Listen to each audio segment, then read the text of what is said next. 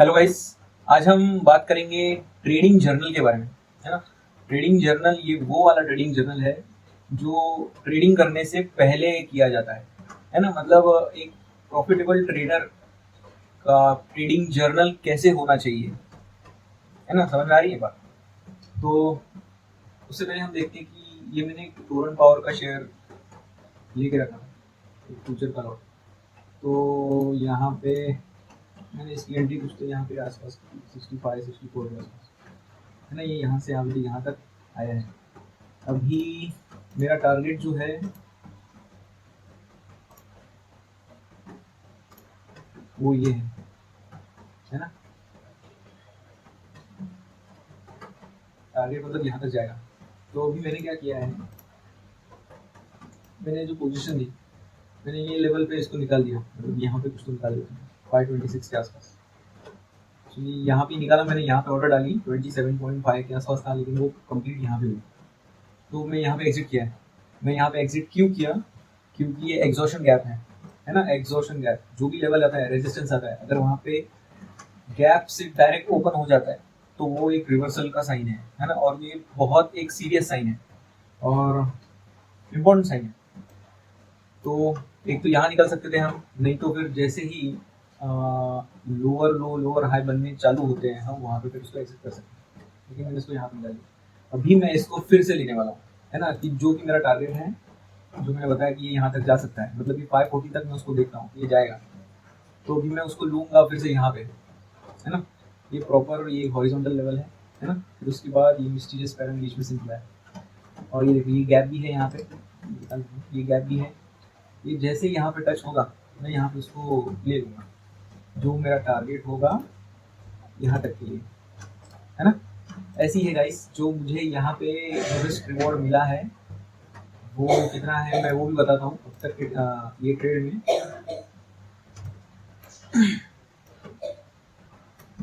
मेरी जो एंट्री थी कुछ तो ये लेवल के आसपास थी 60 और जो स्टॉप लॉस था वो भी बहुत छोटा था। यहाँ पे मेरा स्टॉप लॉस था कितना पकड़ लिया, 0.35 पकड़ लिया, है ना। 0.35 मेरा स्टॉप लॉस था। और ये मैंने एग्जिट कहाँ पे किया है,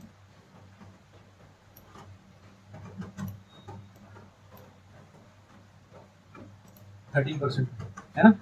13% मेरा हो गया प्रॉफिट। और स्टॉप लॉस क्या था मेरा 13 डिवाइड बाय 0.35 पकड़ते हैं 0.35। एक्चुअली 0.35 तो नहीं था, मुझे याद है 0.6 के आसपास था कुछ। तो 0.35 अगर कैलकुलेट करते हैं तो 1:37 हो गया रिस्क रिवॉर्ड, है ना। अगर 0.6 पकड़ते हैं तो फिर 1:21, और मुझे ऐसा लगता है कि 0.6 ही था। तो 1:20 के आसपास रिस्क रिवॉर्ड मिला यहाँ पे, है ना। अभी मैं इसको देख रहा हूँ, ये नीचे आए तब तक देखा जा रहा है, देखते हैं। मैं इसको नीचे के लिए फिशिंग कर रहा हूँ। तो अभी गाइस हम आज बात करने वाले हैं एक ट्रेडिंग। हम जो भी बिजनेस चालू करते हैं, अभी आप में से जो भी हैं, जो भी बिजनेस में आए हैं ट्रेडिंग, कुछ ना कुछ कैलकुलेशंस करके आए हैं। हम नहीं तो अगर ये बिजनेस छोड़ दीजिए, अगर हमको कोई फ्रेंचाइजी डालनी है, समझिए अपन मैकडॉनल्ड्स की फ्रेंचाइजी ले रहे हैं, तो क्या क्या कैलकुलेशंस करोगे, है ना, कि ये अपनी फ्रेंचाइजी चलने लग जाए, है ना। मैकडॉनल्ड्स हो या कोई भी दूसरी। तो कैलकुलेशंस में क्या क्या करोगे, किस अपने को खर्चा कितना है ना, एक्सपेंसेस कितने हैं। लैंड का हो गया, जो भी मेंटेनेंस कॉस्ट है चलाने के लिए, ऑपरेशनल कॉस्ट है, जो भी पगार वगैरह है, सैलरीज, वो सब निकाल के सेल्स कितना आ रहा है, और सेल्स भी निकाल के जो प्रॉफिट मिल रहा है वो कितना आ रहा है ना। कितने सेल्स की गुंजाइश है ना। वो जब भी आते हैं मैकडॉनल्ड्स तभी वो पूरा का, उनके बहुत सारे फिल्टर्स रहते हैं, वो पूरा का पूरा फिल्टर का जो भी प्रोसेस है वो हर एक चीज को फॉलो करते हैं, है ना। फिर बाद में ही वो अपना लोकेशन चूज करते हैं। और बहुत सारे दूसरे बिजनेसेस वाले क्या करते हैं, जो स्मार्ट रहते हैं, स्मार्ट मूवर्स, वो क्या करते हैं कि इनको बस फॉलो करते हैं, है ना। जहाँ इनका आ गया है आउटलेट वहाँ पे बस चले जाओ। वैसे ही डोमिनोज और मैकडॉनल्ड्स काफ़ी अच्छे से अपना ये जो एरिया होता है जहाँ पे उनको स्टॉप डालना है वो अच्छे से इंस्पेक्ट करते हैं, है ना। काफ़ी एनालिसिस करते हैं। तो ये क्या है, ये शॉप डालने के पहले का एनालिसिस है ना। पहले का एनालिसिस, उसके बाद जब ये चलने लगा फिर उसके बाद वो अकाउंट्स जो मैनेज करते हैं वो अलग, है ना। आज हम बात क्या करने वाले हैं, जो ट्रेडिंग जर्नल हम मोस्टली रखते हैं, मतलब जैसे हम ट्रेडिंग अकाउंट्स रखते हैं कि हमने जो भी ट्रेड्स लिए हम उसको लिखते जाते हैं, फिर उसका वीकली क्या हुआ है, कितना प्रॉफिट लॉस हुआ है, फिर मंथली कितना हुआ है, फिर ये इवन ईयरली बेसिस पे करते हैं, है ना। ये अपना क्या है, पोस्ट ट्रेडिंग रिकॉर्ड्स है ना। ट्रेडिंग खत्म होने के बाद आप ये रिकॉर्ड्स कर रहे हो, है ना। कुछ रिकॉर्ड्स ऐसे हैं जो रहते हैं प्री ट्रेडिंग रिकॉर्ड्स, है ना। प्री ट्रेडिंग मतलब अगर आपको ये धंधे में घुसना है तो आपको कौन से पैरामीटर्स को मीट करना पड़ेगा, है ना। किस किस दिशा में आपको पहुंचना पड़ेगा, है ना। क्या क्या मतलब आपको चाहिए, रियलिस्टिकली क्या चाहिए, है ना। ये चीज ये बहुत जरूरी है समझनी। मेरे साथ है ना गाइस क्या हुआ था, मैं जब भी ट्रेडिंग करता था कुछ साल पहले की बात है, दो ढाई साल पहले की, मैं बहुत ज्यादा ना तकलीफ में घुस गया था। एक्चुअली क्या था, मेरा जो कैपिटल था उस टाइम पे वो 5 लाख के आसपास था। फिर वो कैपिटल 5 लाख का प्रॉफिट होके 19 लाख तक गया। फिर 19 लाख से वो आया नीचे, है ना। वो बहुत ज़्यादा नीचे आ गया, मतलब 9 लाख पे आ गया। ये जो डिफरेंस हुआ सीधा 10 लाख का मतलब लॉस हो गया। और 10 लाख का लॉस जो हुआ बचा कितना, जो 4 लाख बचे, वो तो एक्चुअली 8 महीने का मेरा सफ़र था। और ये 8 महीने में खर्चा तो हो ही जाता है, तो 4 लाख उधर भी चला गया। तो मतलब ले दे के हाथ में क्या आया, 5 लाख से जर्नी चालू की थी और वो हाथ में बस 5 लाख की था। बस हुआ क्या इसमें कि जो मेरा पीरियड गया है 8 महीना, बस मैंने उसमें सर्वाइव किया। अब थोड़ा सा घूमा फिरा, मतलब जो भी किया, टाइम निकल गया, हाथ में ज़्यादा कुछ नहीं आया। तो फिर जब भी ये चीज़ हुई तो मैंने क्या किया, अपने जो भी ट्रेड्स हुए हैं, जो जो मैंने ट्रेड्स लिए हैं, भले ही मैंने वो लॉस में गए हैं, नहीं तो मैंने टारगेट खत्म होने से पहले ही एग्जिट कर लिए, नहीं तो मैं कुछ ट्रेडिंग अगर फोमो में किया है, नहीं तो जो भी गलतियां हैं, मैंने क्या किया, मैंने अपने सारे के सारे रिकॉर्ड्स देखे और एक एक ट्रेड को मैंने एनालिसिस किया वो टाइम के हिसाब से कि मैं कहाँ पे उस टाइम पे ट्रेड किया था, मैं क्या कर रहा था, क्या नहीं कर रहा था, है ना। मुझे जो मेजर जो भी लॉस हुआ है ना, मैं अपनी स्ट्रेटेजी को फॉलो ही कर रहा था, अपने ट्रेडिंग प्लान को। लेकिन उस टाइम पे मैं ऑप्शंस में ज़्यादा कर रहा था, मतलब सिर्फ ऑप्शंस करने का। तो उसमें क्या हुआ, एंट्री लेने के बाद प्राइस वही लेवल पे होती थी, वही उसके आसपास में, तो प्लस में ही होती थी। मैं यहाँ पे एंट्री लेता था, प्राइस बराबर थोड़ी सी यहाँ पे, लेकिन ऑप्शन यहाँ पे हो जाता था। यहाँ पे मैंने एंट्री यहाँ पे ली, लेकिन ऑप्शन यहाँ पे चल रहा है। तो उसमें मेरे बहुत सारे लॉसेस हुए। तो मैंने जब ये देखा कि यार कुछ तो गलत है, कुछ तो गलत है, कुछ तो गलत है, यही बार बार बार बार होते जा रहा है, ये बहुत टाइम से हो रहा है। तो जब जिस टाइम पे मैंने सारे के सारे स्टडी किए ना, मुझे एक चीज समझ में आया कि मैं शिकार है मेरी, समझो ये मेरा शिकार है।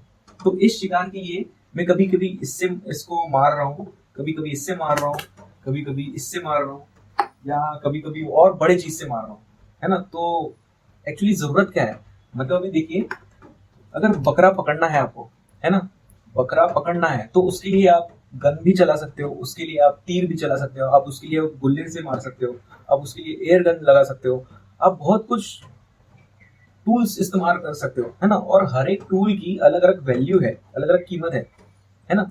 तो हम जहाँ पे ट्रेडिंग करते हैं, वैसे ही अगर हमको मालूम है कि ये यहाँ से मूवमेंट यहाँ से वहां जाने वाली 10% तक अगर मूवमेंट है इसकी, तो वो मूवमेंट कैप्चर करने के लिए हमको, हमारे पास 4 इंस्ट्रूमेंट है। एक तो हम इक्विटी जा सकते हैं, फ्यूचर्स जा सकते हैं, ऑप्शन बाइंग या सेलिंग जा सकते हैं, है ना। 4 इंस्ट्रूमेंट है अपने पास 4 हथियार हैं। वैसे ही वो साइड में कैसा था, हमको बकरी पकड़ने के लिए हमारे पास बहुत सारे हथियार हैं, है ना। यहाँ पे रिवॉर्ड क्या है, बकरी पकड़ने के टाइम पे हमको रिवॉर्ड में बकरी ही मिलने वाली है। और रिस्क क्या है हमारा, हम जिस चीज की इस्तेमाल कर रहे हैं, जिस चीज का इस्तेमाल कर रहे हैं, अगर समझिए हम गोली चला रहे हैं, अगर सादी रिवॉल्वर की गोली अलग और एक स्नाइपर की गोली अलग, दोनों की कॉस्ट में अलग, तो मतलब कॉस्ट फर्क पड़ जाता है। वही अगर आपके पास गुल्लेर है ना, कुछ अगर कुछ भी करके आप गुल्लेर से अगर पकड़े हो तो आपका वो 0 कॉस्ट में हो जाता है, मतलब हार्डली बहुत कम। वही अगर गोली है तो आपको एक ही गोली आपको 1000 के आसपास पड़ेगी, है ना। वही अगर और अगर कोई महंगी अगर आप इंस्ट्रूमेंट लेते हो, वेपन लेते हो, तो और महंगी पड़ेगी, है ना। रिवॉर्ड क्या है, बकरा ही है, लेकिन अपना जो रिस्क है वो हम यहाँ पे वेरी कर रहे हैं। वैसी ट्रेडिंग में मुझे ये बात समझ में आई कि भाई अगर ये 5-10% की, अगर 5% की मूवमेंट अगर मैं मुझे यहाँ पे मिल रही है, तो उसके लिए कौन सा इंस्ट्रूमेंट होना चाहिए, कौन सा वेपन होना चाहिए, और 10% की मिल रही है तो वहां पे कौन सा वेपन होना चाहिए, है ना। बहुत सारी चीजें हैं। ये जिस टाइम पे मुझे ऐसा समझ में आया कि भाई ऐसा कुछ तो है कि यहाँ पे मैं इंस्ट्रूमेंट्स में गड़बड़ कर रहा हूँ, मतलब जहाँ पे ऑप्शन बाइंग नहीं करनी चाहिए वहां पे क्यों करनी ऑप्शन बाइंग, वहां पर करनी ही नहीं चाहिए। और जहाँ पे हमको इक्विटी के साथ जाना चाहिए वहां पे इक्विटी ही करना चाहिए, है ना। मिक्स कभी नहीं करना चाहिए, क्योंकि क्या है, इक्विटी से हम जब भी हटते हैं और ऑप्शन में तो फ्यूचर्स में जाते हैं, तभी वहां पे क्या आता है ना, एरर्स आते हैं। स्लिपेजेस आते हैं एंट्री के टाइम पे भी और एग्जिट के टाइम पे भी। मन चाही वैल्यू कभी कभी नहीं मिलती, हमको दो दो चार्ट्स देखने पड़ते हैं।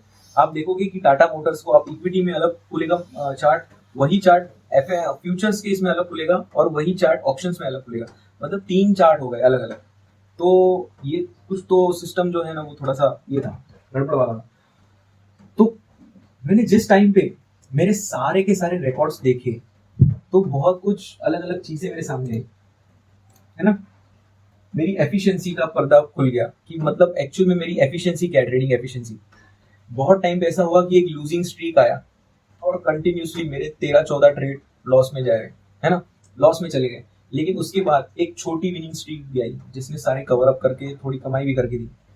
बहुत कुछ ऐसे आए, बहुत कुछ जो भी सारे के सारे मतलब रिजल्ट्स आए वो काफी रियलिस्टिक थे क्योंकि वो मैंने जिए थे और जो मैं सोच रहा था वो सब अलग थे।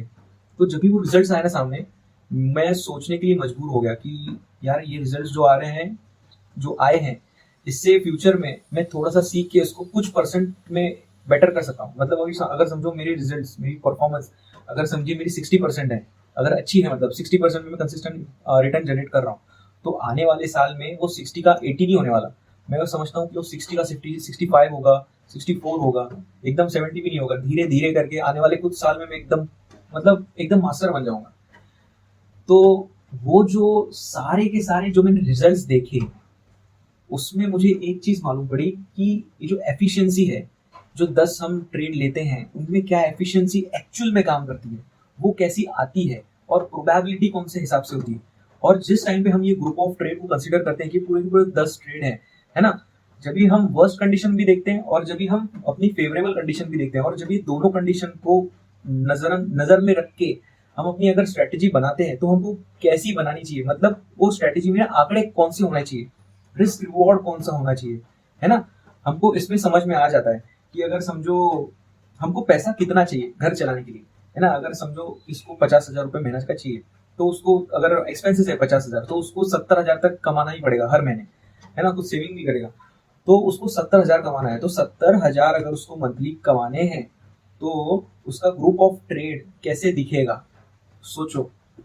आपने अगर सोचा है कि मुझे 1 लाख महीने का कमाना है ना, तो आपका ग्रुप ऑफ ट्रेड कैसे दिखेगा, है ना। ये बस सोचो ग्रुप ऑफ ट्रेड कैसे दिखेगा, है ना। आप कितने सारे ट्रेड लेते हो, आपको भी मालूम है कि 10 में से आप कितनी बार सही होते हो, है ना, और कितनी बार गलत होते हो, है ना। तो जो सही होते हो आपको वो जो अमाउंट है उस वो जो है बड़ा वाला अमाउंट जो सही वाला है और जो गलत वाला अमाउंट है उसको माइनस करके डिफरेंस आपका 1 लाख के आसपास आना चाहिए, है ना। अगर आप कम ट्रेड्स लेते हो तो एक ग्रुप ऑफ ट्रेड में आपका महीना निकल जाएगा। लेकिन आप बहुत ज्यादा अगर ट्रेड्स लेते हो तो number of group of trades हैं वो वैसे ही काम करेंगे, है ना। और हर एक ट्रेड का एक अपनी उसकी कॉस्ट है ना, मतलब वो ब्रोकरेज टैक्सेस वगैरह।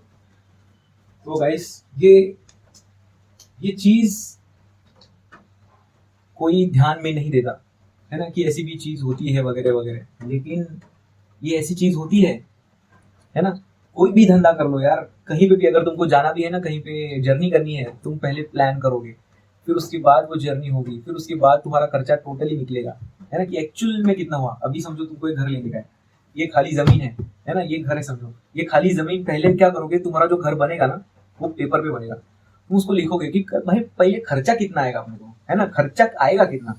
फिर इस टाइम पे ये खर्चा अगर तुम्हारे सब में बैठ रहा है तो फिर तुम इसको अप्रूव करोगे। ये अप्रूव होने के बाद तुम ये जमीन खरीदोगे, इस पे फिर ये घर बनाओगे, फिर घर बनने के बाद तुम उसको वापस रिकॉर्डिंग करोगे, मतलब वापस उसका खर्चा निकालोगे कि एक्चुअल में अभी एक्सपेंसेस कितना हुआ है। फिर तुमको समझेगा कि तुमने जो प्लान किया था वो कितना है और यहाँ पे वो कितना है। अभी घर बनाने का यही एग्जाम्पल में, हमारा घर बना क्यों एकदम प्रॉपरली क्योंकि जो हमने प्लानिंग करके रखी थी कि लैंड का रेट, बाद में जो भी कंस्ट्रक्शन में मटेरियल वगैरह लगेगा वगैरह वगैरह, टाइल्स वाइल्स जो भी है वो सब हमने अच्छे से प्लान करके पहले कैलकुलेट करके रखा था। समझो 50 लाख तक आ रहा है तो 50 लाख का समझो 55 लाख तक अपने को घर बनाते लग गया, है ना। मतलब थोड़ा सा प्लस लग गया, थोड़ा सा माइनस लग गया, कुछ फर्क नहीं पड़ता है। लेकिन जो आंकड़ा हमने जो प्रिडिक्ट किया था, हमने जो प्लान किया था उसके आसपास ही आया, है ना। ये जरूरी है। और ये जो हमने पहले प्लानिंग करके रखी है ना वो सही थी, इसके लिए सब सही हुआ। अगर ऐसा होता कि हमने जो आंकड़ा निकाला है वो 30 लाख आए और खत्म होते होते 55 लाख तक खत्म हो जाए तो पैरों के नीचे से जमीन खिसक जाएगी। ऐसे होता है लोगों के साथ, है ना। अगर अपन ये एस्टिमेट निकालते 1 करोड़, है ना, सब करने के बाद पहले 1 करोड़ का निकाल देखिए, अपना घर बनने को, बंगला बनने को 1 करोड़ लगेगा, और उधर ही 2.5 करोड़ लग गया, तो फिर पूरा जमीन हिल जाएगा ना, पूरे के पूरे तोते उड़ जाएंगे। लेकिन अगर स्टार्टिंग में अगर एस्टिमेट अगर समझो 2 सवा 2 करोड़ निकला है, और अगर वो 2.5 करोड़ रुपए देता है खर्चा, तो इट्स ओके, है ना, क्योंकि हमने वही प्लान किया था जैसे हो सकता है ना, जो हो सकता है वही प्लान किया था, जो करना है वही प्लान किया था। एक्चुअल में यही चीज अगर तुम कोई भी बिजनेस स्टार्ट करने के टाइम पे भी अगर प्रॉपरली उसके कितने खर्चे लगने वाले हैं, कोई भी बिजनेस मतलब सेट होने के लिए बोलते हैं कि 3 साल का समय लगता है, तो 3 साल के लिए तुम्हारे पास उतना ऑपरेशनल कॉस्ट भी होना चाहिए, मतलब 100% ऑपरेशनल कॉस्ट नहीं लगेगा, लेकिन मतलब कुछ ना कुछ तो धंधा भी होगा ना, लेकिन जितना भी लगेगा ऑपरेशनल कॉस्ट वो तुम्हारी तैयारी होनी चाहिए, मतलब जिस टाइम पे सेट हो गया फिर उसके बाद वो भी खर्चा निकलेगा, है ना। अगर वो कैलकुलेशन ही अगर अच्छे से है तो फिर सब मक्खन जैसे चलता है। जैसे देखो भाई जियो है, जियो ने मार्केट पूरा जैसे आया वैसे खा लिया। उसने क्या किया, स्टार्टिंग में उसने देखो पूरा का पूरा एनालिसिस किया रहेगा कि यार आने वाले 5 साल के बाद हमारा इतना इतना सेल्स होना चाहिए। उसने कुछ तो एनालिसिस किया होगा, प्री एनालिसिस। उसमें उसने सोचा होगा कि हम कुछ तो ऐसे करते हैं, ये इनको पहले फ्री में बांटेंगे, तो फ्री में बांटना है सबको, कुछ तो 3 महीने 6 महीने फ्री में दिया पूरा इंटरनेट, फिर बाद में सबको आदत लगा दी, फिर बाद में उसमें ही जुड़े हैं, अभी बहुत अच्छा कॉम्पीट कर रहा है मार्केट में। तो ये जो जियो ने किया, ये जो स्टार्टिंग में उन्होंने जो फ्री दिया, वो क्या ऐसे ही मन से उठा के दे दिया क्या? उन्होंने पूरा बाकायदा कैलकुलेशन किया होगा कि जो फ्री में ना उनका कितना पैसा जा रहा है। अगर समझो 500 करोड़ रुपए उनका लग रहा है फ्री में देने में, तो उनको मालूम है कि आने वाले टाइम में 6,000 करोड़ आएगा, है ना। ये पूरा कैलकुलेशन उन्होंने 10 साल का पहले से ही करके रखा होगा। जिस टाइम पे जियो की शुरुआत हुई उसके पहले से ये पूरा का पूरा कैलकुलेशन करके रखा होगा। और इसके लिए भाई उसका कैलकुलेशन तगड़ा है, इसके लिए वो आदमी ने सक्सेस को चुना है ना। जिसका कैलकुलेशन तगड़ा नहीं होता वो लटकता रहता है, उसका कुछ नहीं होगा। तो अभी इस चीज को समझते हैं। अभी इतने देर में कुछ ना कुछ तो समझा ही होगा आपको। ये देखो, ये है पूरा रिस्क है इसमें, ये पार्ट पूरा रिस्क का है, ये रिवॉर्ड्स का है ना। अगर रिस्क रिवॉर्ड 1:1 है, 1:2, 1:3, ये वगैरह ये पूरा का पूरा, ये जो है ये एफिशिएंसी है। अगर किसी ट्रेडर की 40% एफिशिएंसी है, 30%, 20%, 10%, और ये लास्ट में लास्ट 0, ये जो है नीचे की नेगेटिव एफिशिएंसी, मतलब 40 + 60 100, 30 70 100, है ना, 80 20 वगैरह। तो अभी ये क्या है, इस चीज को अच्छे से समझ लो। अगर समझो ये 1:2 है, 1:2 में अगर आपकी 40% एफिशिएंसी है तो आप कितना कमाओगे? 2 रुपया, है ना। इसको 1 रुपया समझो, नहीं तो फिर अगर एक को अगर 1000 समझो तो इसको भी 1000 समझो। अगर 0 लगाओगे तो सब में 0 लगाओ, अगर नहीं तो नहीं, कुछ बने, ठीक है। तो यहाँ पे अगर 1 रुपया रिस्क ले रहे हैं और रिवॉर्ड अपना 2 है, और एफिशिएंसी अगर 40 है, तो अपन 2 रुपया कमा रहे हैं, है ना। मतलब 2000 समझो, अपन 1000 में बात करते हैं तो अच्छे से समझना है। 1000 रुपया रिस्क है, 2000 रिवॉर्ड, तो अपन यहाँ पे 2000 रुपया कमा रहे हैं 10 ट्रेड में, है ना। 10 ट्रेड में 4 सही जा रहे हैं और 6 गलत जा रहे हैं। 6 जा रहे हैं गलत मतलब 6, और 4 जो सही जा रहे हैं मतलब वो कितने? 8। तो वो कितना हुआ? +2 -6 + 8, तो ये हो गया इसका। तो ये सारे के सारे जो कैलकुलेशन है ये एकदम सही कैलकुलेशन है ना। यही अगर आप 1:5 है आपका, और अगर एफिशिएंसी समझो 20% है ना, 1:5 और एफिशिएंसी है 20%, मतलब क्या 10 ट्रेड में से आपके सिर्फ 2 ही सही जा रहे हैं, है ना। अभी 10 ट्रेड में से 8 ट्रेड अगर रॉन्ग गए और 2 सही गए, मतलब क्या 8 ट्रेड रॉन्ग मतलब 8000 लॉस, 2 सही मतलब 10,000 प्रॉफिट, डिफरेंस है 2000, तो ये है 2, ठीक है। वैसे तो अभी गाइस मैंने जिस टाइम पे अपने सारे ट्रेड्स को एनालिसिस किया, सबको देखा कि क्या हुआ है, तब मैं ये इस पे पहुंचा कि एक चीज तो है कि मेरी जो एफिशिएंसी है वो 40% से 10% इसके बीच में है ना। मैं फिक्स नहीं बोल सकता, लेकिन ग्रुप ऑफ ट्रेड्स की बात अगर होती है तो कभी कभी वो 40 पे भी जाती है, कभी 30 पे होती है, कभी 20 पे होती है, कभी 10 पे होती है, बहुत रेयर 0 पे होती है। ये फैक्ट है, बहुत रेयर। तो ये एक फैक्ट है कि वो 0 पे भी होती है ना। एकदम वर्स्ट में कंडीशन है ना, लास्ट मिनिमम एफिशिएंसी की वो 0 पे होती है, और फर्स्ट मिनिमम एफिशिएंसी ये है कि वो 10% हो सकती है। अगर 0 नहीं तो फिर 10 होगी, 5 भी हो सकती है, लेकिन अपन उसको पकड़ते नहीं है। तो एक तो 10 नहीं तो फिर 0, ये दोनों वर्स्ट कंडीशन है। और सबसे फेवरेबल कंडीशन है कि वो 40% है ना। 40% के ऊपर नहीं जाती भाई, क्योंकि ट्रेडर की जिंदगी में ये होता नहीं। और जो भी अगर कोई बोलता है, क्लेम करता है, तो उसको हाथ जोड़ो, ये नहीं हो सकता, ठीक है। 40% मैक्सिमम एफिशिएंसी है। तो for consistent earning risk reward should satisfy both favourable and worst conditions. ठीक है, both favourable and worst conditions. अभी गाइस ये जो मैं बात बोलने वाला हूँ वगैरह वगैरह जो भी बता रहा हूँ, ये इस ही रिजल्ट्स को जो एनालिसिस किया है उसके बेसिस पे निकले हैं, है ना। मैं फोर्स हो गया इस चीज को सोचने के लिए, इस चीज को करने के लिए कि गलती कहाँ पे हो रही है ना। मेरी गलती वहां पे रिस्क रिवॉर्ड में भी थी, है ना। गलत इंस्ट्रूमेंट्स पकड़ना गलत टाइम पे उस पे भी थी, कहीं ना कहीं पे कुछ कुछ टाइमिंग में भी थी, मतलब स्ट्रेटजी में नहीं तो स्ट्रेटजी में नहीं लेकिन कुछ दूसरी चीजें, है ना। स्ट्रेटजी में गलती कोई नहीं थी, एंट्री सेम वही थी, लेकिन थोड़ा व्यू मैंने बदल दिया, थोड़ा नजरिया बदल दिया उसको देखने का, क्योंकि कुछ कुछ चीजें समझ में आई, है ना। क्योंकि ये जो लास्ट मिनिमम एफिशिएंसी है 0%, ये भी आती है ना। 0% एफिशिएंसी भी आती है। अगर समझो आप 10 ग्रुप ऑफ ट्रेड है आपके, तो 10 ग्रुप ऑफ ट्रेड में कोई ना कोई तो एक ग्रुप ऑफ ट्रेड ऐसा होगा ही जिसमें सारे के सारे लॉस है ना, जिसमें लूजिंग स्ट्रीक आई है। ये मैं बोल रहा हूँ कि 10 के 10 रॉन्ग, ये कैसे हो सकता है।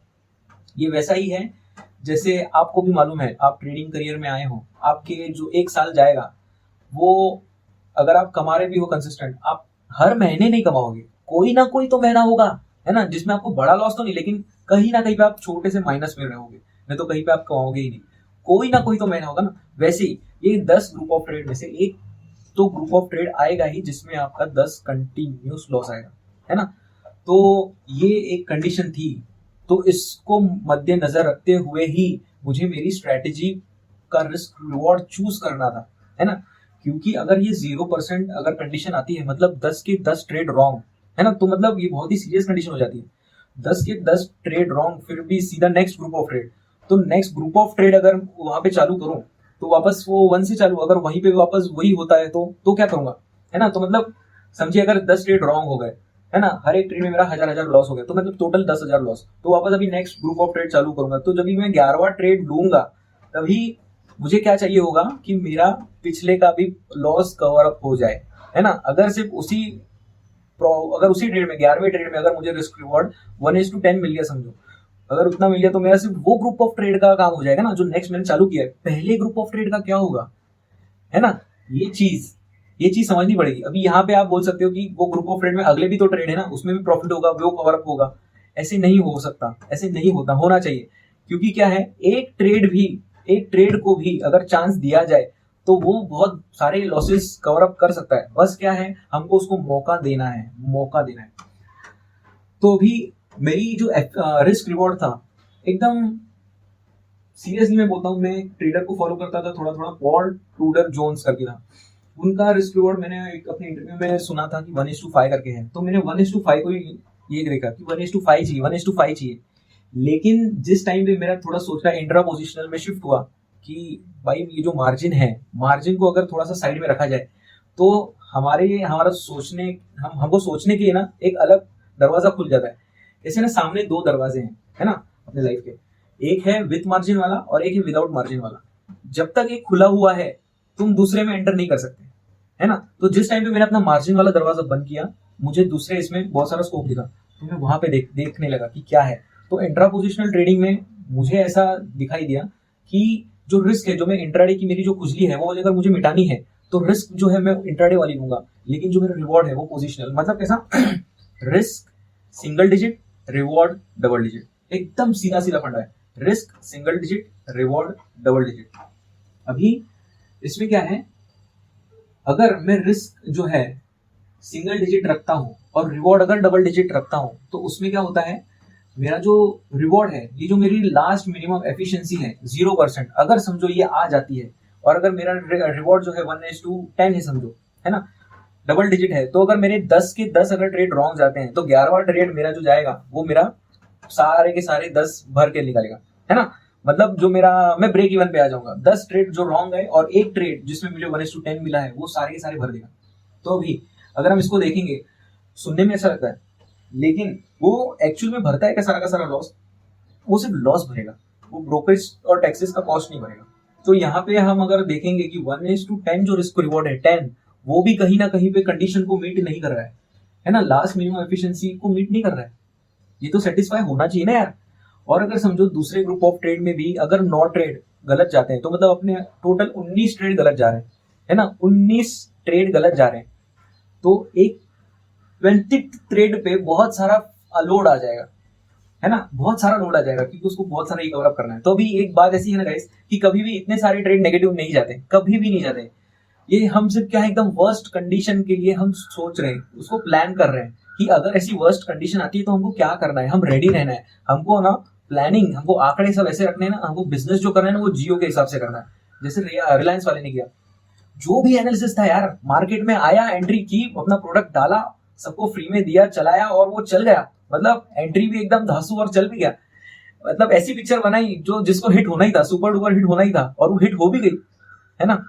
इसको गट्स लगते हैं। मतलब क्या, कैलकुलेशंस में बहुत सारे सटीकता, है ना, कैलकुलेशंस जो भी गणित लगाए हैं उनकी सटीकता इतनी ज्यादा थी ना, जो भी कैलकुलेशंस थे बहुत ज्यादा। और जो काम कर रहे थे जियो में उनकी क्वालिटी भी उनको मालूम थी ना एक्चुअली कि वो क्या काम की, वो मतलब कौन सी क्वालिटी का काम दे रहे हैं लोगों को, और उस क्वालिटी को नजर में रखते हुए उन्होंने जो कैलकुलेशंस किए वो सारे सही थे, है ना। वैसे टाइप का कैलकुलेशंस हमको करना है और उसके बाद ही हमको ट्रेडिंग में एंट्री करनी है, और उसके बाद ही हमको समझना है कि हमको कौन सी रिस्क टू रिवॉर्ड हमको चाहिए, है ना।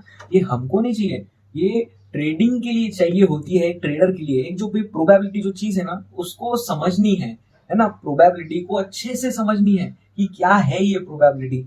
जिस टाइम पे ये प्रोबेबिलिटी समझ में आएगी उस टाइम पे ही जीतोगे, नहीं तो उसमें ही अटकते रहोगे। तो अभी यहाँ पे मेरी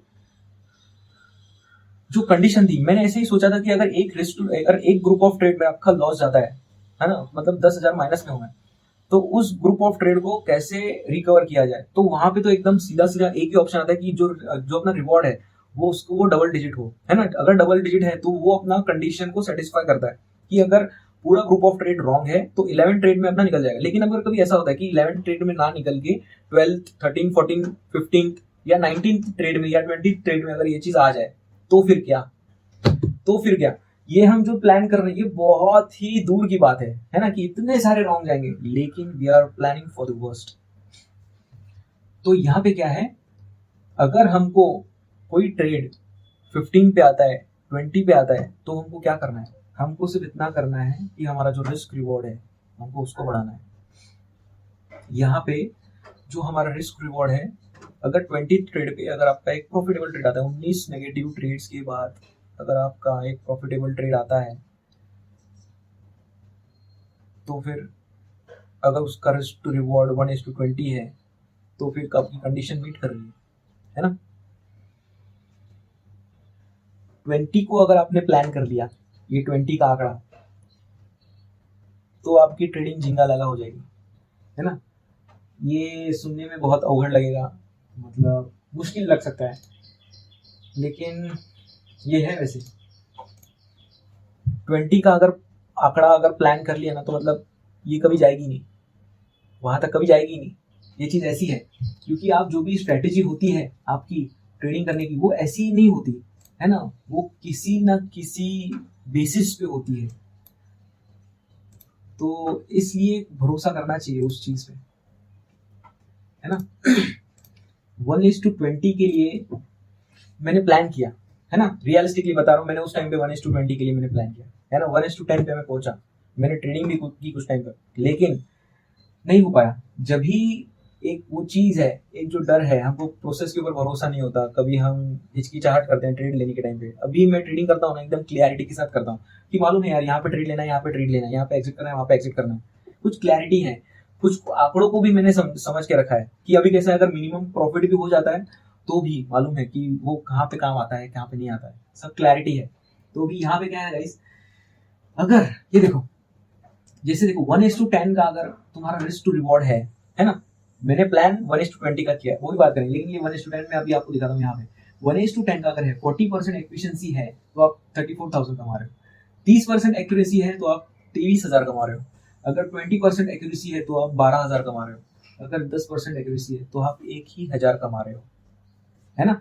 ये फर्क पड़ता है। अभी देखो आप कौन सा रिस्क टू रिवॉर्ड चुनोगे और आपका ग्रुप ऑफ ट्रेड कैसा होगा और आपको कितना प्रॉफिट होगा हाथ में आएगा। और ये अभी तक इसमें ये एक्सक्लूडिंग टैक्सेस ब्रोकरेज है, तो ये इतना आपको हाथ में आएगा। ठीक है, अगर आपका रिस्क टू रिवॉर्ड 1:4 है ना, 40% एक्यूरेसी है, तो आपको हाथ में 10,000 आएगा, है ना। ये फैक्ट है गाइस। अगर मतलब ये हर एक के लिए जिसका कैपिटल 1 लाख है, अगर किसका 1 करोड़ कैपिटल है, तो समझो ये क्या करेगा, इधर 1 लाख की रिस्क लेगा, हाँ रिवॉर्ड उसका 4 लाख होगा, तो उसका आएगा कितना, 10 लाख आएगा यहाँ पे, है ना। कैपिटल बढ़ता है तो प्रॉफिट बढ़ता है, लेकिन ये जो गणित है ना, ये वैसे का वैसे ही रहेगा। पाइथागोरस थ्योरम मालूम है ना, जो भी अपना राइट एंगल पे ट्राइंगल होता है, फॉर्मूला एकदम ये सेम है, ये साइड का स्क्वायर इज इक्वल टू ये प्लस ये साइड का स्क्वायर, है ना, ये स्क्वायर प्लस ये स्क्वायर। तो उसमें ये फिक्स है, फॉर्मूला फिक्स है, अपने को जैसा जैसा अपन उसमें आंकड़े डालेंगे वैसे वैसे उसके आंसर्स आएंगे। वैसे ही ये जो फॉर्मूला है ना, ये सेम है, ये सिमिलर है, ये गणित जो है ये सेम है। हम इसमें जैसे जैसे नंबर्स बढ़ाएंगे वैसे वैसे इसके आउटपुट आएंगे, है ना। कम इनपुट डाल के हम ज्यादा आउटपुट के बारे में कभी भी नहीं सोच सकते, कभी भी नहीं, है ना। एक रियलिस्टिक इनकम एक ट्रेडर की उसकी कैपिटल पे 5 to 15% बहुत है, कभी कभी वो ज्यादा भी होती है ना, ये ट्रेडर के ऊपर है। तो भी ये अगर आप इसको फॉलो भी करते हो, समझो आपको एफिशिएंसी 40% आ रही है 1:4 में भी, नहीं तो 1:5 है, आपको 40% एक्यूरेसी आ रही है, 1,000 की रिस्क ले रहे हो और हजार करके 14,000 आ रहे हैं आपको, तो 1,000 की रिस्क लेने के लिए भी आपका कैपिटल 1 लाख होना चाहिए। 1 लाख के पीछे फिर आप 14,000 टाइप कमा रहे हो, है ना, 14,000 कमा रहे हो वैसे, नहीं तो 1 लाख नहीं। यहाँ पे जो रिस्क है 1,000 अगर आप रिस्क लेनी है तो जरूरी नहीं कि उसको हमेशा कैपिटल 1 लाख का ही लगेगा, हो सकता है कि 1,000 की रिस्क लेने के लिए आपको कैपिटल 5 लाख भी लग रहा है, 2.5 लाख भी लग रहा है ना। अगर समझो इनसाइडर देख के काम कर रहे हो, तो इनसाइडर अगर इतनी बड़ी बनेगी तो भी 1,000 की रिस्क ले सकते हैं अपन क्वांटिटी कम करके, या इनसाइडर इतनी बन रही है तो भी हम उसको रिस्क ले सकते हैं ना क्वांटिटी बढ़ा के। वैसे ही है 1,000 की रिस्क, कैपिटल अलग अलग होता है, हमेशा याद रखना। तो यहाँ पे 14,000 कमा रहे हो, है ना। अगर ये समझो ग्रुप ऑफ ट्रेड चलने में तुम्हारा 1 महीना लगता है, तो 1 महीने में 14,000 ही आएगा हाथ में, तो ये तुमको काम नहीं करने वाला। अगर समझो ये 10 ट्रेड को तुमको अगर 1 हफ्ता लगता है, तो 1 हफ्ते का 14,000 आ रहा है, तो 14 अगर ये काम कर रहे हैं तो 28 प्लस 28 कितना हो गया, 54 56,000 तुमको हाँ महीने का आ रहा है। वो वैसा काम कर सकता है अगर हो रहा है उसमें, कौन सा कैसा काम कर रहा है। अगर तुमको क्वालिटी इंप्रूव करनी है, मतलब पूरे महीने में तुमको एक ही ग्रुप ऑफ ट्रेड चलाने का है और उसमें तुमको ज्यादा से ज्यादा रिवॉर्ड अर्न करना है ना, तो उसमें भी कर सकते हो वैसे। अभी कैसे ना गाइस, ये जो 1:10 है, अगर ये यहाँ पे मिल जाता है तो यहाँ पे 10 ट्रेड आएंगे, लेकिन जैसा मैंने बताया कि 1:20 के लिए अगर मुझे प्लान करना है तो मुझे 1:20 पकड़ना पड़ेगा। मतलब मुझे पहले याद रखना पड़ेगा कि मैं ढूंढने क्या जा रहा हूँ। ये जो 1:20 रिस्क रिवॉर्ड है, ये मैंने अभी जो ट्रेड बताया, ये इसमें भी हो सकता है। अगर मैं इसको एंड नहीं करता तो ये यहाँ तक जाएगा ही, और ये यहाँ तक जाएगा तो ये 1:25-30 तक भी जाएगा। मतलब ऐसे हम ट्रेड्स ले सकते हैं। हम ऐसे ट्रेड्स में हम ऑप्शन ट्रेडिंग भी कर सकते हैं, हम फ्यूचर्स भी कर सकते हैं। मोस्टली मैं तो बताऊंगा कि इक्विटी करो, है ना, फिर उसके बाद जैसे जैसे लेवल बढ़ती है वैसे वैसे तुम चेंज कर सकते हो, है ना। तो ये जो लास्ट मिनिमम एफिशिएंसी है 0, इसको टैकल करने के लिए 1:10 का रिस्क रिवॉर्ड अगर हम चूज करेंगे तो ये टैकल हो जाएगा। लेकिन अगर हमको पूरा ग्रुप ऑफ ट्रेड को टैकल करना है ना, जो यही होता है। लेकिन दूसरा ग्रुप ऑफ ट्रेड भी अगर चालू हो गया और उसमें भी अगर कुछ आते हैं तो 1:20 इज ऑलवेज द बेस्ट। अभी क्या है 1:20 सुनने में कुछ ऐसा लगेगा ख्याली पुलाव जैसा कि ये क्या है यार, ऐसा थोड़ी होता है, और कुछ भी बोलेगा तो भाई कुछ भी हो जाएगा क्या, ये ऐसा ही होता है। अगर तुम सोचोगे तो ही मिलेगा, जो ढूंढने निकलोगे ना वही मिलेगा, अगर नहीं निकलोगे तो वो नहीं मिलेगा। पहले उस चीज के ऊपर विश्वास करना पड़ेगा कि भाई ऐसा चीज है ना। और अगर वैसा चीज है तो उसको ढूंढने के लिए निकलो तो सही। मालूम है कि तुम्हारा पेट जो है वो आधी मुर्गी से भी भर जाता है, लेकिन ऐसा नहीं कि तो अगर तुम आधी मुर्गी से पेट भर रहा है तो ऐसा नहीं कि यार तुम हमेशा मुर्गी लेने जाओ, कभी ना कभी तो बकरा लेने जाओ, है ना। बकरा मिल गया तो, और अगर समझो बकरा लेने निकलो, अगर नहीं मिला बकरा तो मुर्गी लेके आओ, है ना। और मुर्गी नहीं मिली तो फिर सब्जी लेके आओ कोई भी यार। लेकिन घर से बाहर निकलो तो हमेशा हर रोज बड़े शिकार के लिए ही निकलो, है ना। अगर नहीं मिलता है, काम चलाना पड़ता है, तो फिर ठीक है, छोटा शिकार ठीक है, लेकिन सालाना हर रोज बड़े शिकार के लिए निकलो, कभी ना कभी तो मिल ही जाएगा बड़ा शिकार, है ना। और वो मिलता ही है, मिलता ही है, हर महीने में मिलता है, मुझे तो मिलता है भाई। तो ये है गाइज, ये प्री प्लानिंग है ना, कि अगर समझो मेरी प्री प्लानिंग कैसी है, अगर समझो मुझे 1:20 अगर एक भी मिल जाता है ना, 1000 रिस्क है मेरी, 1000, और मैं कमाऊंगा कितना, अगर 10% एफिशिएंसी है तो 11,000, अगर 20% एफिशिएंसी है तो 32,000, अगर 30% एफिशिएंसी है तो 53,000, और उससे ज्यादा है तो 74,000। और ये जो 1:20 है, ये वाला कैसा है ना, ये ऐसा लगता है कि ये इमेजिनरी है, लेकिन अभी यार इमेजिनरी चीज से एक बात याद आई, क्वांटम से रिलेटेड जो भी चीजें हैं वो सच है ना, क्योंकि वो है लेकिन दिखती नहीं है। अभी जैसे ये मिक्स लग रहा है, मतलब ये टच लग रहा है, अभी मैंने इसको टच किया, जो भी टच हुई चीज है वो एक्चुअल में माइन्यूट में अगर देखा जाए तो वो टच नहीं है ना। बहुत कुछ चीजें हैं जिसके ऊपर हम भरोसा नहीं करते पहले, लेकिन बाद में उस पर भरोसा होने लगता है ना। पहले हम जो भी हम कन्वर्सेशन कर रहे हैं, जैसे आप देख रहे हैं, इससे हम अभी फोन पे भी बात कर सकते हैं, पहले नहीं कर सकते थे। बहुत कुछ चीजें कि जो हमको पहले इमेजिनरी लगती है, फिर लेकिन हमको उस पर भरोसा होने लगता है। पहले का टाइम था, हम चांद पे नहीं जा सकते थे, मार्स पे नहीं जा सकते थे, कहीं पे भी जा सकते हैं, पहले भरोसा नहीं होता था, लेकिन आज तो वही है, जो ढूंढने निकलोगे वही मिलेगा, ढूंढने तो निकलो यार। तो अगर समझो 1:20 है, अभी इसमें क्या है, अगर कोई बंदा है, कोई प्रॉपर फिशिंग कर रहा है, अभी देखो मैंने जो ये ट्रेड लिया, मेरे उसमें कंफर्मेशन देखते कितने सारे, मैंने ये ट्रेड यहाँ पे भी लिया था एक रिटेस्ट पे, लेकिन मैं वापस एक रिटेस्ट के लिए रुका था, तो अभी ये जैसे रिटेस्ट आया, तो देखो सबसे पहले तो ये एक लेवल, ठीक है, ये फर्स्ट लेवल, फिर उसके बाद ये सेकंड लेवल है ना, ये टीसीटी मैं इसको बोलता हूँ, ये 2 हो गए टीसीटी। यहाँ पे देखो टीसीटी का ट्रैप, और ये ट्रैप के यहाँ पे ये है लेवल, ये ट्रैप तीसरा कंफर्मेशन। फिर उसके बाद मैं यहाँ पे छोटे टाइम फ्रेम में गया, हाँ, फिर इसके बाद मैंने एक बार यहाँ पे भी ट्रेड लिया था, छोटा ट्रेड लिया था लेकिन निकल गया था, लेकिन अभी का जो एंट्री मेरी यहाँ पे हुई थी। इसके बाद देखो ये 3 कंफर्मेशन हुए, ये ट्रैप भी है यहाँ पे, फिर उसके बाद चौथा कंफर्मेशन, ये जो लोअर लो लोअर हाई जो बनते बनते आ रहे हैं, नीचे नीचे नीचे नीचे, ये यहाँ पे बराबर लेवल के इधर रुका, फिर बाद में यहाँ पे ना क्या हुआ है, शिफ्टिंग हुआ है। किसमें शिफ्टिंग हुआ, higher high to higher low में, है ना। ये देखो ये हाई बनाया इसने, हायर हाई, सॉरी ये जो हाई था इसने बराबर रेजिस्टेंस बिकम सपोर्ट हुआ, ये मेरा 4th कंफर्मेशन आफ्टर ट्रैप, है ना, 4th कंफर्मेशन। जैसे ही ये इधर ये हुआ, मैं यहाँ पे एक्टिव हुआ, और मैंने यहाँ पे ट्रेड नहीं लिया इसको, है ना, क्योंकि मेरे ट्रेडिंग में बनता नहीं है, मैंने इसको इसके बाद ही देखा। अगर आपको ये जानना है तो हम बात करेंगे कभी, है ना। ये साइकिल में चलती है हमेशा प्राइस, ट्रेंड साइडवेज, तो इसके लिए मैंने नहीं लिया।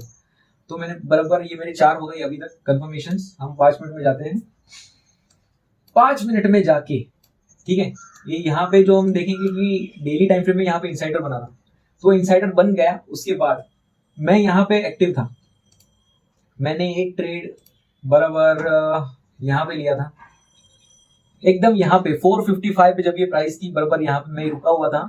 जैसे ही देखो यहाँ पे इसने ये चेंज किया, मैंने यहीं पे ट्रेड लिया, है ना। ये मेरा 5th कंफर्मेशन था, ट्रेंड लाइन। मैं हमेशा बोलता हूँ कि अगर आपको एंट्री लेनी है, अगर आप बुलिश बैठे हो, तो आपको सपोर्ट पे ही एंट्री लेनी है, सपोर्ट सपोर्ट सपोर्ट। एक तो एक बात याद रखना कि 2 टाइप के सपोर्ट्स होते हैं, एक जो ये एकदम क्लीन सिर्फ सपोर्ट है, दूसरा सपोर्ट ऐसा कि रेजिस्टेंस बिकम सपोर्ट, है ना। ये 2 टाइप के होते हैं, आपको इनमें से एक पे लेनी है। तो मेरा क्या हुआ, यहाँ पे क्या हुआ, मैंने यहाँ पे एंट्री ली और यहाँ पे मेरा स्टॉप लॉस हो गया, तो रुका हुआ मैं, तो रुका रहा। तो फिर मैंने एंट्री, देखो मैं यहाँ पे भी ले सकता था लेकिन मैंने नहीं लिया। अगर यहाँ पे ले लेता मैं बीच में किधर भी एंट्री, तो साला इतना बड़ा मेरा रिस्क हो जाता, और जो मैं बिल्कुल कतई बर्दाश्त नहीं करता। तो एक ये मिस हो गया। तो उसके बाद मैंने ये भी आगे खींचा, है ना। तो यहाँ तक तो नहीं आया, लेकिन मैं हर लेवल पे, ये मैंने यहाँ पे भी इसको बना के रखा था, है ना, लेकिन ये बराबर सेटिस्फाई नहीं हुआ कंडीशन। तो बाद में मैंने इस जगह पे यहाँ पे ले लिया, यहाँ पे मैंने, हाँ मैं शुरुआत में बोल रहा था कि कहीं पे तो मैंने लिया, मैंने यहाँ पे लिया और मैंने स्टॉप लॉस ये रखा, ठीक है, क्योंकि मैं ये इसको ऐसा देख रहा था। मैंने स्टॉप लॉस ये रखा, मेरा स्टॉप लॉस देखो कितना है, 0.44%, है ना। 0.44% का मेरा स्टॉप लॉस था और मेरा जो रिवॉर्ड है वो मालूम ही कितना है। ठीक है, तो टोटल 5 कंफर्मेशंस थे। तो अभी ये देखो, ये जो 5 कंफर्मेशंस हैं, ये 5 कंफर्मेशंस ये हमेशा होते हैं मेरी ट्रेडिंग में, हमेशा होते हैं। तो अभी ये देखो, जो एफिशिएंसी है, जो मेरी ट्रेडिंग के टाइम पे प्रोबेबिलिटी, ये जो 5 कंफर्मेशन है ना, ये प्रोबेबिलिटी थोड़ी थोड़ी थोड़ी थोड़ी करके ना बढ़ाते रहते। मतलब कोई 2% देगा, कोई 5% देगा, कभी कभी कोई 10% भी दे देता है। ऐसे करके प्रोबेबिलिटी बढ़ती है कंफर्मेशन पे।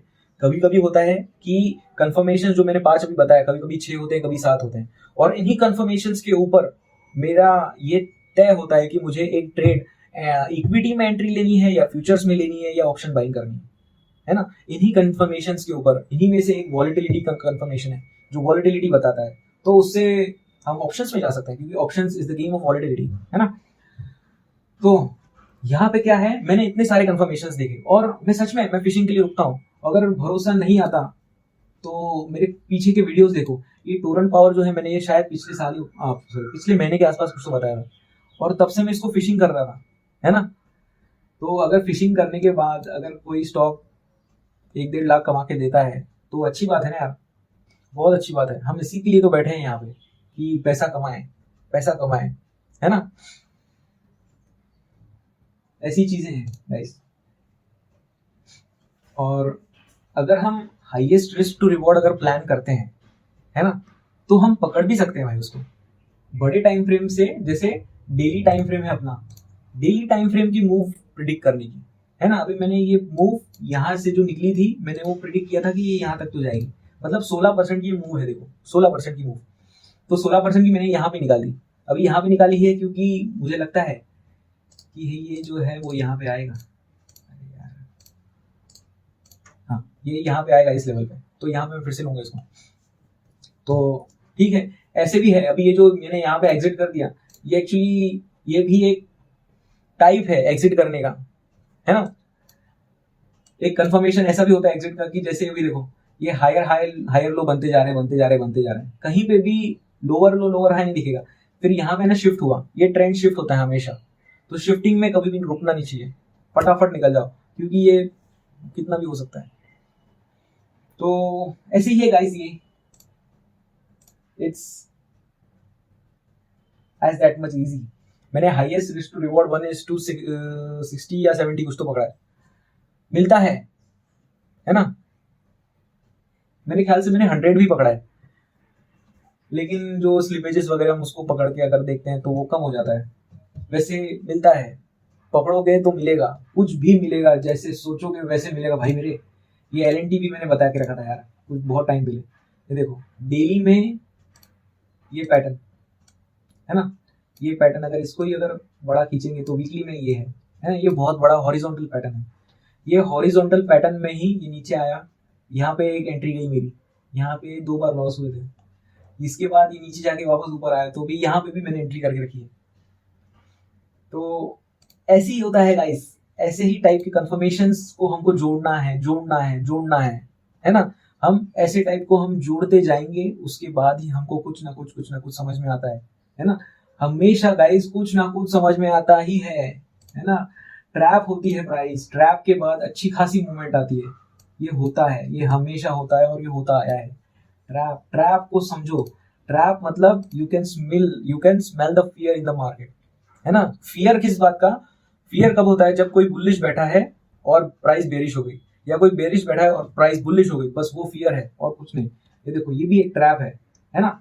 जैसे इसने ब्रेकआउट दिया ऊपर के साइड में, ये बड़ा वाला लेवल है डेली पे जो मैंने ड्रॉ किया। मतलब ये लेवल से समझ में क्या आता है, ये देखो, ये लेवल से समझ में क्या आता है कि अगर प्राइस ऊपर है तो बुलिश है, नीचे तो बेरिश है। ये लेवल से समझ में क्या आता है कि प्राइस अगर ये साइड में है तो बुलिश है, ये साइड में तो बेरिश है ना। तो बुलिश है यार ऊपर, तो ये साइड में जैसी गई तो यहाँ पे तो हम पुल बैक का इंतजार करेंगे। नहीं आई पुल बैक, यहाँ पे आएगी लेकिन नहीं आई, है ना। यही एक ये बना हुआ है ये लेवल।